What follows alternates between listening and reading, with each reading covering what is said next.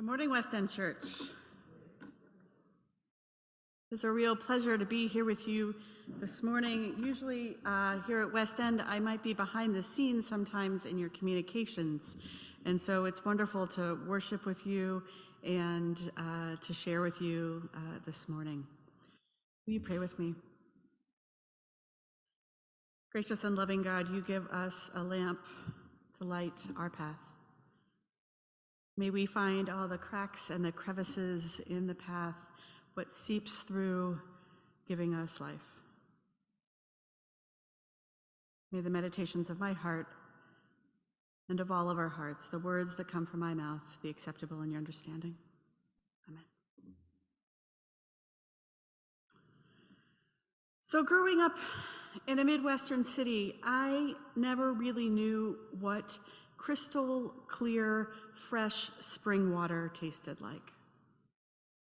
Our water was clean. We drank it out of the faucet, but I could never imagine scooping some out of a stream and drinking it. I had no idea what that was. City kid, I didn't spend much time in the natural world. And so when I was in confirmation class in 9th grade, my pastor organized a trip to the Montreat Presbyterian Conference Center for a youth conference.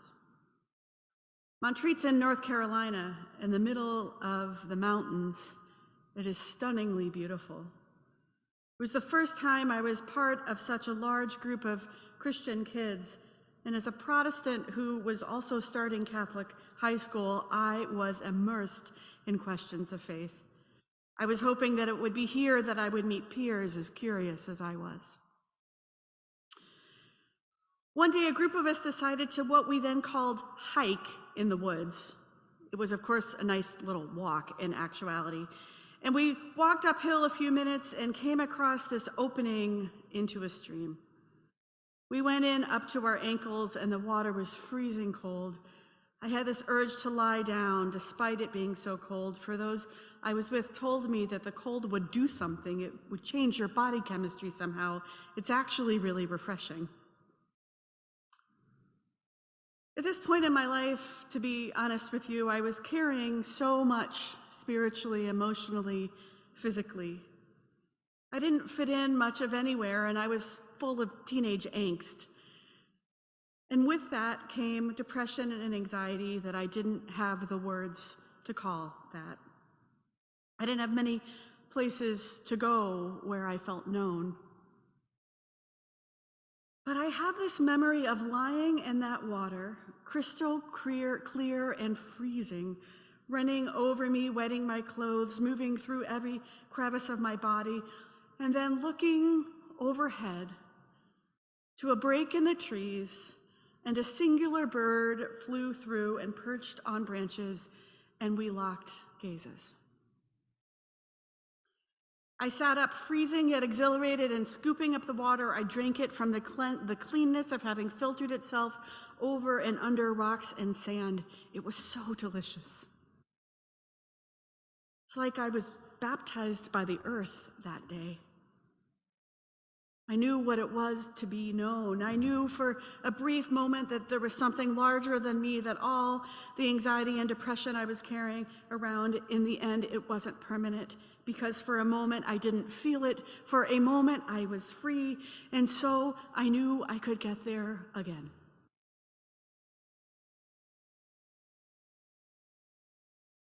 In our reading today, we have this not so off-chance encounter at the well where we find a woman of Samaria with Jesus.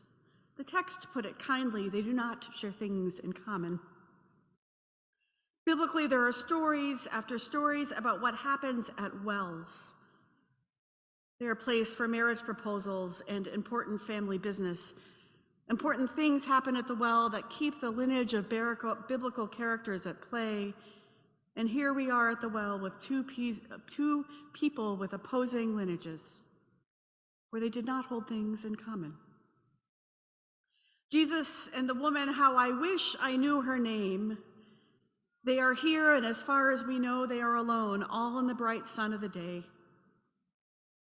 Just the chapter before, we have Nicodemus, a religious insider that comes to Jesus hidden at night for advice, who got a mouthful about water and being born and finding life. Nicodemus is dense and doesn't get it.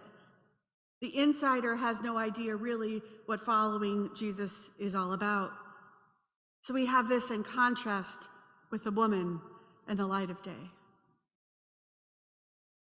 Here she is, an outsider at the well at noon, not hidden at night, and they are alone. The disciples were sent to town to find food. The woman is well aware that she lives in a world where men have almost all the explicit power and women next to none. Physical power, financial power, religious power, political power, and here they are breaking gender norms alone.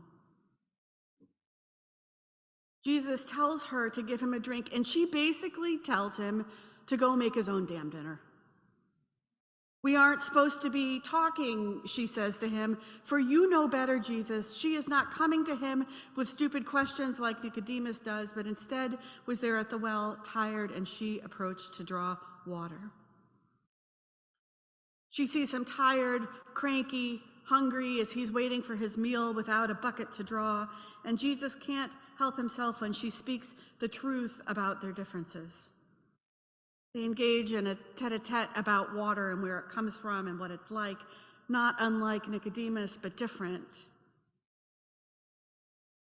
Church people, for so long, myself included, we've been so insistent on ways of doing things, the right ways. We've created rules, and it is truly best for those in positions of less power to not violate those rules in church.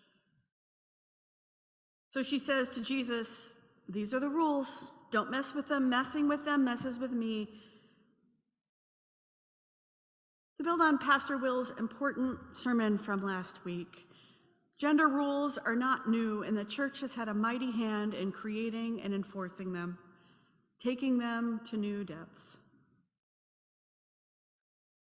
But the upsetting of the adherence to traditional gender identity and therefore norms are all throughout the Bible, including in this interaction between Jesus and the woman from Samaria at the well of symbolism. I hope you're aware of the significant uptick of attack on trans people all throughout this country. These attacks are finding particular unity and purpose for conservatives, as seen at the recent Conservative Political Action Conference, or CPAC, which has called for the eradication of trans people. The call to arms we have seen has been a proliferation, has resulted in a proliferation of bills to ban and criminalize trans and gender nonconforming people with real, concrete, on the ground, in people's lives ramifications. They're violent and they kill. And they are not Christian. Jesus broke norms that hurt people. This is what happens at the well. He didn't reinforce them. Ezra Klein, in one of his most recent podcasts, talks with Jillian Brandstetter of the ACLU. Brandstetter is part of fighting these anti-trans bills that proliferate governance right now. In this interview, Klein talks about an empathetic chasm for those who have never experienced gender dysphoria, which is a term for discomfort felt between your gender identity, your internal sense of your gender, and your gender as it was assigned at birth. Brandstetter tries to describe what dysphoria is like to cisgender people as a deep sense of inauthenticity, a deep sense that you are playing a role for other people. Brandstetter continues, because gender is assigned to you over the course of your entire life, because your family and your friends and strangers and institutions and everything from our economic order to police and our laws are assigning you gender. When that assignment doesn't feel honest to you, it is a very inescapable sense. It's all-consuming. I appreciate this term, empathetic chasm, so much, as I wonder if that is something we suffer from in general. It seems that to empathize with another person or group of people due to their social location is a particular skill, And it decenters the person in power, decenters the one who does not know what it is like for their being to break norms and to be punished for that breaking. It's the adage of try to put yourself in somebody else's shoes. I find so often that we automatically go to telling others what they should be feeling or experiencing, rather than listen to what they are experiencing and how society has been constructed to reinforce that. To bridge the empathetic chasm, to try and understand what it is like to live with gender dysphoria, a colleague of Brandstetter, Rebecca Kling, says that for trans people, it is like this giant bag of rocks that you're carrying around your entire life, and after a certain point, you kind of tire it out, and either you put the rocks down or you stop going forward. The Samaritan woman puts down her bucket and goes into the city to proclaim the good news.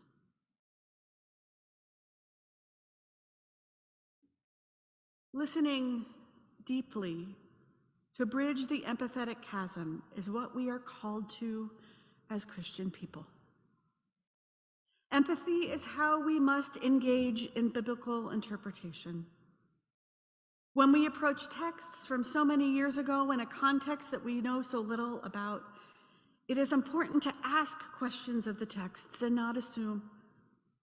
Asking questions to things we do not know, knowing that we don't have all the answers and that the journey to get them will transform us. This is how we flex muscles of empathy, starting with biblical interpretation. I was originally taught that the woman from Samaria arrives at the well at noon because she was an outcast. And she was an outcast because she had 5 husbands.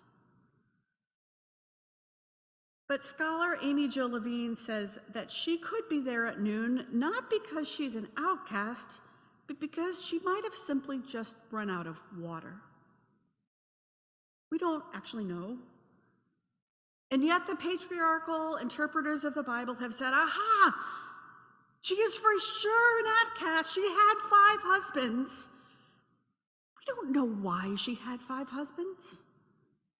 She hasn't necessarily violated moral codes. Jesus, if you paid attention, does not actually condemn her here. At this point, when he is hungry and thirsty, he doesn't care much about her 5 husbands. He's just thirsty. That's what he's focusing on. Rather than moralizing in this space, they talk with each other about living water and the buckets and the piles of rocks that we carry around, wishing it would just go away. Go back to Nicodemus. It's in a storytelling arc that's happening here with the gospel writer. Nicodemus, a religious insider, comes in the middle of the night to find Jesus and quiz him, as opposed to a woman, a religious outsider who shows up in the middle of the day to find Jesus thirsty. Jesus is coming to her. And in that, she finds her own voice and she uses it. Nicodemus is concerned about rules, and the woman at the well is instead open to transformation, and with the use of her own voice finds that. The religious outsider is the one who gets it, not the insider. She's the one who honestly engages with Jesus, and she's the one who finds her strength and leaves her bucket at the well and goes to the city to tell everyone. How much do those of us, the religious insiders here in the United States, the churchiest among us, completely miss the point? How often are we concerned with the rules of what is proper and what is not, the rules of, what church music is and what it isn't? The rules of what we should wear and what's unacceptable, the rules of how we should act here, the rules of how the flowers should be and how the pews should be arranged, or if we should even have them at all. These are church questions. These aren't God questions. How often do we dress the part rather than find a way to approach Jesus with the kind of vulnerability that we see here today? Brand Sitter said this: there are a lot of trans folk who've come out into their 50s, 60s, 70s, 80s, and I think it's a bit like if you had lived your entire life next to a waterfall and you heard the roaring, the crushing sound of the water your entire life, and the moment you realized that you could up and walk away, that you didn't have to shout over this, suddenly you realize that your entire life you've been screaming and you've been begging to be heard. And when a trans person comes out, it's fundamentally about a demand to be heard. There's an artist named Girls of Swords who says that it's a blessing to have a transgender child, because any parent would agree that it's a blessing to have a child who is strong enough to tell the truth when the whole world wants to tell them a lie. It's putting down a bag of rocks, it's leaving the water bucket behind in the nakedness of the full sun and the bright of the day. It's going into town to yell from the mountaintops that we are actually all free. It's lying in the stream at the age of 15 and drinking fresh water for the first time in my life and knowing deep down just for a minute that I don't have to feel this way forever. That we've all been told for so long about who we are and what is required of us is a lie. That how our bodies were born while the world around us would like to dictate how that means we are to live our lives, it doesn't have to be so. Because for crying out loud, Zacchaeus couldn't figure it out, and the Samaritan woman, for whom we don't even have her name, does. She's the one who confronts Jesus. She's the one who knows, and they learn together what a fresh stream tastes like and the promise that it provides to lead us, leaves behind all the junk that we're taught about what it means to be a man or a woman, or what it means to be a Samaritan or an outsider, or what it means to be a Christian or not, and throws the pale aside at the well of tradition that kills and runs to the others. We are free. RuPaul said this: the deeper level of drag is all about you're born naked and the rest is drag. And that's political. It's very punk rock. It's very radical. You're an extension of the power that created the whole universe. That's drag. We're all God in drag. We are an extension of the power that created the whole universe. Trans people are an extension of the power that created the whole universe. How dare anyone say otherwise? You are an extension of the God who named us not only good, but very good. Thanks be to God.